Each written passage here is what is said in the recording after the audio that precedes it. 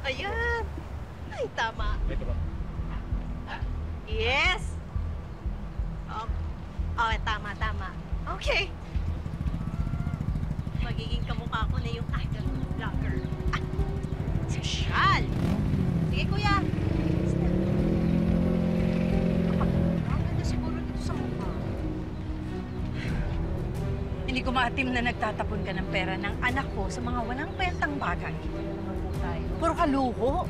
Ha? Makasarili ka, Tracy. Aba maawa ka naman sa anak ko.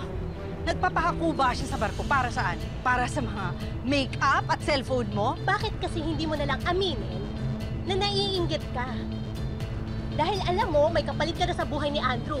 Yung dapat na sustento ibibigay niya sa'yo, binibigay niya na ngayon sa akin. O ngayon, sino sa atin ang mukhang pera? Ako ba? Ako ba? O ikaw? Ikaw ang mukhang pera. Alam mo, Yaka! ikaw matanda ka? Hoy! Umalis ka sa buhay ng anak ko, ha? Umalis ka sa buhay ng anak ko, ha? Isaksak mo ito sa paggamot ko! Ito! Gusto mo ito, ha? Gusto mo ito, ha? Balat ka! Tama na! Diba? Andrew, pinapaalala ko lang, ha? Baka nakakalimutan ni Tracy. 3 taon pa lang nasima ng anak ko. Ha? Wala pa siyang ipon. Kaya huwag kang umasta na para kang nakahiga sa pera. At kahit na mayaman siya, huwag mo siyang huhututan. Wala kang karapatan.